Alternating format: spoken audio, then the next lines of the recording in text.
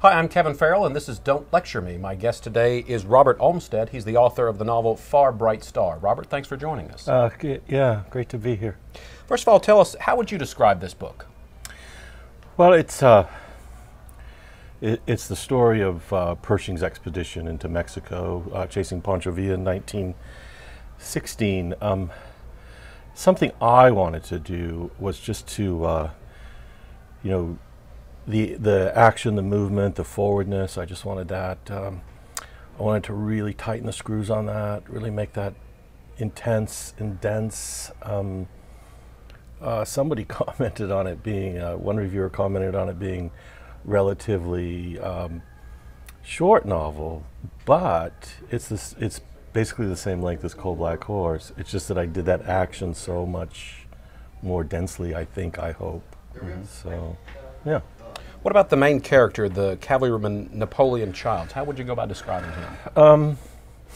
He's in his mid to late 50s, way beyond his longevity in terms of doing the work he does, but it's all he knows how to do.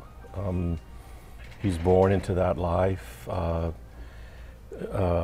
He's true to that life.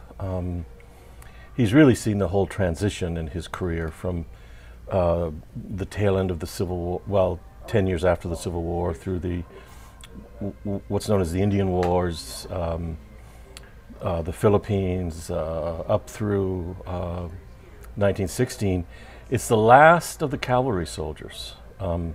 They will take those horses to France, but they'll see very little action. So it really is, it's the last. And the funny thing about the expedition was they actually took lances and sabers down there with them, as if these would be useful, along with Maxim machine guns.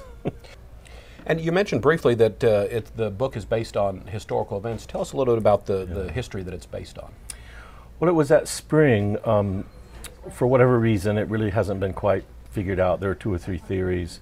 It was about the midpoint of the Mexican Revolution, which went on for decades. Men of Pauncho Villa's sort of outfit raided Columbus, New Mexico, rode in the night and looking for guns and money and that sort of thing, and then left back across the border.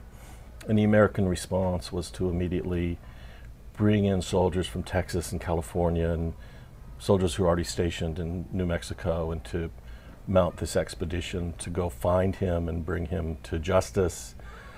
And they never even saw him. They were down there for almost a year. Pershing sort of understood that it was sort of futile. So, and Pershing had his, as I understand the history, Pershing had his eye on World War I, which had been going on in Europe for a couple of years by that point, fully anticipating. So he sort of spent time training soldiers and preparing for what he thought would be an eventual commitment to that war in Europe. What was it about those events that inspired you to write the novel? I don't know. I really can't answer that question. I know that I've had this long fascination with that border. Traveled down there a lot. I went down there 10, 12 years ago for a novel, America by Land, that I did, which kicks around that border quite a bit. And I just couldn't escape it. I just couldn't escape. Because it's so porous, and that border has moved so many times in history. So I don't know. But then another thing too, I think I was drawn to this last horse soldier event. This thing of the last of the cavalry, and coming off of Coal Black Horse and Roby Child's experience. I wanted to carry that out to its end, take that right to the end. Going back to Napoleon Childs, he's the professional soldier, and from reading the book you get the impression that a couple of the men he's with he's not too fond of, and some I think he sees maybe some potential for, but I think he's protective of his men as being his squad. Yeah, you know, he's paternal, he's fatherly, but this is a war. I just came across the Steve Earle song. I like Steve Earle's music. I just came across this Steve Earle song that was it was a song about these. It's titled "Mercenary," and it's about these guys from Georgia who are going to go down to Texas and be mercenaries in Pauncho Villa's and fight with Pauncho Villa. So there was something about that war that it drew the American imagination, and there's a little paragraph in there about all of the sort of losers and deadbeats and cutthroats, but war does that. We think of that as sort of the freak side of war, but it isn't. That's war too. Have a war, that's going to be there. So yeah, a lot of Americans fought with Pauncho Villa. A lot of Americans fought for, you know, machine gunners, dynamiters. They fought as mercenaries. It's an old trade. Not the oldest trade, probably, but but it comes soon after that, you know. Maybe the oldest trade you can mention in mixed company. We'll put it that way. And you mentioned that you'd been sort of in the area several times, but what kind of research do you do on a historical novel like that? And do you try to kind of give an accurate historical portrayal with kind of your own spin added to it? Yeah, yeah.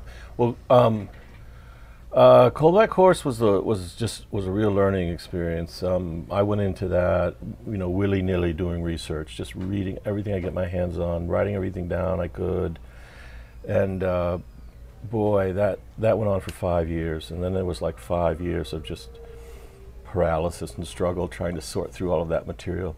So when it came to Far Bright Star, and some of the seeds of Far Bright Star was in that early material. Cold Black Horse really taught me something about, you know, intensity and focus and dramatic movement in terms of learn that history. You've got to learn that history. You can't not learn that history, but you got to forget it. You got to push it down so that, you know, it informs you in some secret way that maybe you're not even conscious of. What do you see as maybe the most difficult process of writing? Is it getting the thoughts down on page, or maybe is it that whole process of editing and tightening it up and making it a finished product?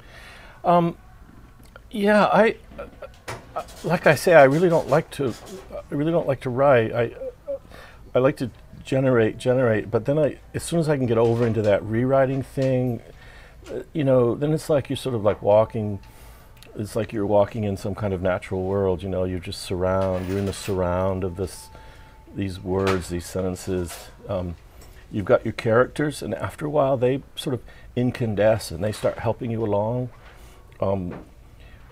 Roby did that. Napoleon did that. You know, there were things that after a while, they themselves sort of determined. You know, and when you do that long enough, you know, you really sort of cross over, and they start coming to you in your dreams and talking to you when you're riding your bicycle and stuff, you know. So it's almost, I guess, like when you're in the groove and feeling you're becoming those characters. Yeah, someone said to me once that it's like the Stanislavski method of acting. You know, you become that character 99%, and why 99%? Because if it's 100%, you're not acting anymore. So I think with writing, it's like you got to snatch up that extra percent and cross over all the way, you know. I imagine you're on a book tour now promoting this book, but future plans, is there another book in the works? Working on that one right now. It's going to close out these two. It's the working title is Cold Dark Night, and its time and location will be or is the Korean War, and that's going to close out what I call the child's cycle. We've been talking with Robert Olmstead, the author of Far Bright Star. Robert, thanks for joining us. Oh, thank you so much.